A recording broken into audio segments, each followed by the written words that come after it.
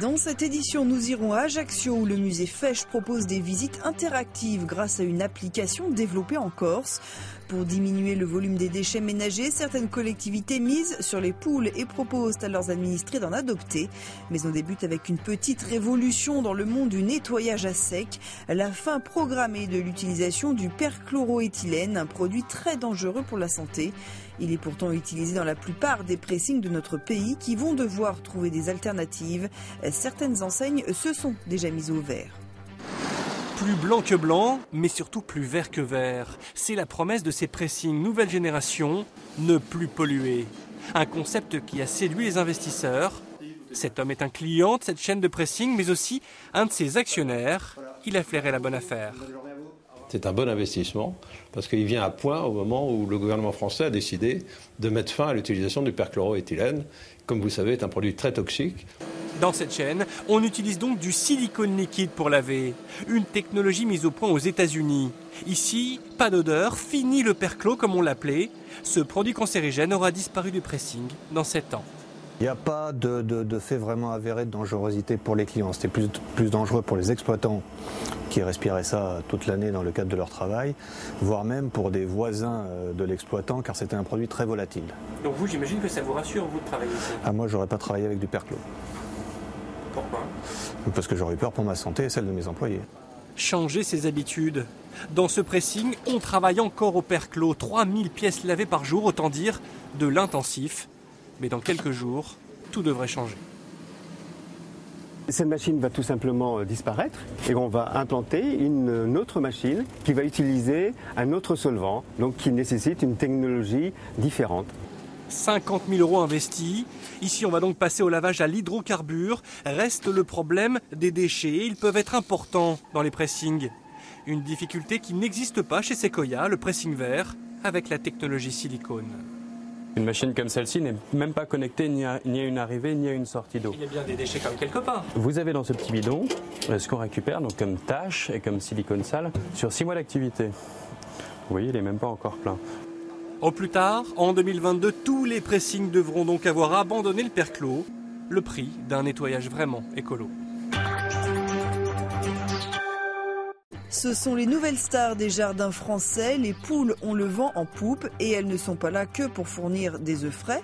Elles participent activement à la réduction du volume des ordures ménagères. Certaines collectivités n'hésitent plus à en offrir à leurs administrés, comme ici en Loire-Atlantique.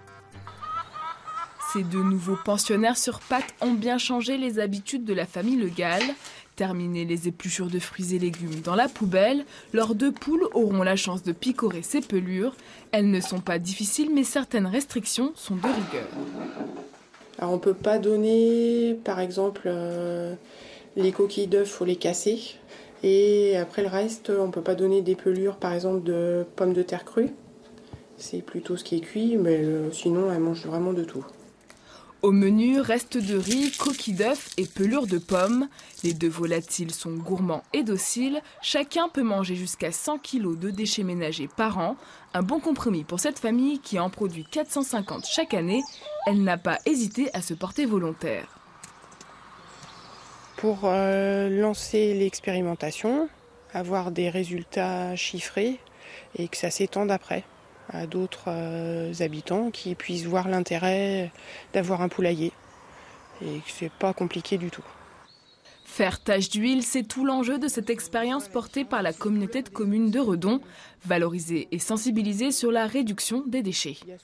Moins on produira de déchets, moins cela coûtera cher, non pas à la collectivité, mais au porte-monnaie des gens eux-mêmes. Donc nous avons tous intérêt à travailler collectif pour pouvoir diminuer tous ensemble nos déchets. Ce n'est pas une personne qui doit diminuer, c'est la majorité ou quasiment tous les habitants de notre territoire. Cette cohabitation apporte quelques plaisirs. Réglisse et Noireau pondent un œuf par jour et sont devenus presque inséparables. Le musée Fesch d'Ajaccio s'ouvre aux innovations numériques. Les visiteurs peuvent désormais découvrir certaines toiles grâce à leur smartphone ou tablette via une application développée dans l'île de Beauté. Des collections séculaires devenues tactiles. Avec sa nouvelle application, le musée Fesch met en lumière ses 20 plus grandes œuvres. Une découverte virtuelle pour en savoir un peu plus sur chacune d'elles. On est à côté de l'œuvre numéro 7. Si on clique dans son application sur l'œuvre numéro 7, on arrive donc sur le bon contenu et on peut lancer l'audio qui donne de l'explication sur cette œuvre-là. Reste à brancher ses écouteurs sur tablette ou smartphone et à suivre le guide, une technologie fabriquée en Corse. Le système de géolocalisation des œuvres a été créé par une société insulaire. Ce qui vient d'apparaître ici, c'est une notification, c'est quelque chose qu'on a fait spécifiquement pour l'appli du musée, vraiment en collaboration avec l'équipe de la CAPA. C'est quelque chose qui permet, quand on passe devant la petite balise qui est au mur, d'être directement averti qu'il y a un contenu à écouter. Les amateurs d'art pourront donc aller un peu plus loin que la simple étiquette à côté des tableaux, un moyen de rendre la visite attractive pour le jeune public. Les multimédias attirent, c'est vrai, un public plus jeune que nous avons beaucoup de mal à faire entrer dans les musées, mais surtout aussi cela complète les informations que nous pourrions donner car nous ne pouvons pas tout afficher en toutes les langues, donc c'est un support qui offre de multiples possibilités. Pas sûr que les 50 000 visiteurs annuels se mettent tous à la page, mais certains sont déjà intéressés. Je préfère l'humain, mais disons que c'est un palliatif tout à fait... Non, c'est bien. Il y a des tas d'éléments qu'on n'aurait pas pu trouver seul. Et non, c'est tout à fait sympathique et agréable. À l'avenir, le musée devrait prêter des tablettes aux visiteurs, mais il manque encore un point clé, la Wi-Fi. Elle doit être installée d'ici une semaine.